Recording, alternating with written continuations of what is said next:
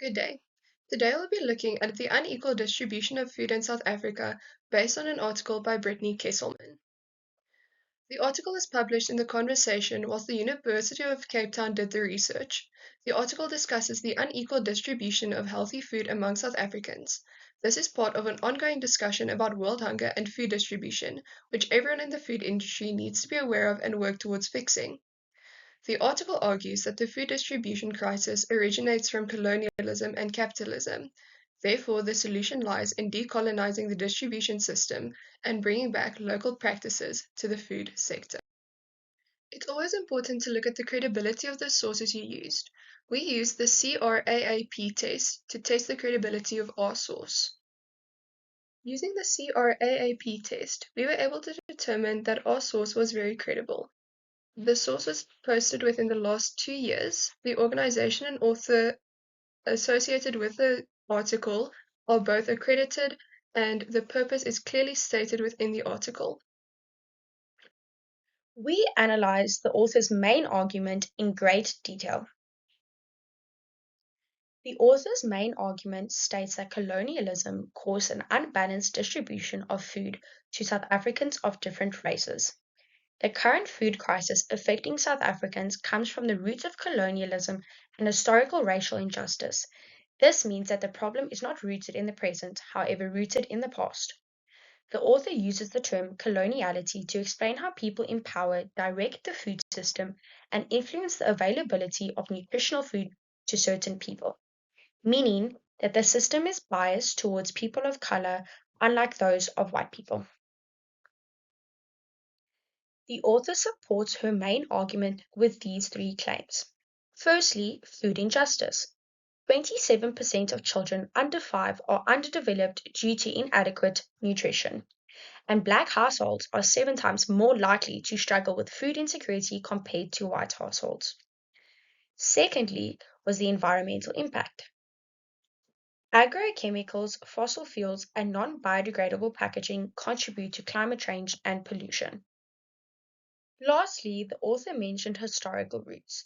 In 1652, Jan van Riebeeck established farms to feed passing ships, which led to the systematic land disposition of indigenous people. White farmers claimed the indigenous land and implemented European farming techniques, thus leading to the Europeans introducing Western dietary habits and using missionary teachings to label traditional food and practices as uncivilized. In support of the author's claims, we looked into income inequality as a leading factor in food insecurity.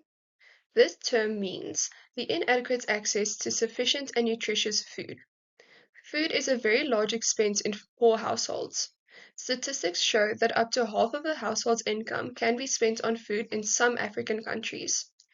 Food insecurity is often amplified by poverty, as nutritious food can be expensive and scarce. Included on this slide is a visual showcasing the way poverty leads to inadequate access to food, which leads to malnutrition, then poor health, then low productivity, which furthers poverty. A government census was done in 2021 that showed 3.7 million households in South Africa struggle with food insecurity. This constitutes roughly 21% of the population. Furthermore, it showed that employment played a critical role in food security, as almost 19% of households with an employed member still reported experiencing hunger. The other claim we focused on to support the author's main argument is that climate change has a major role in the issue of food insecurity in South Africa.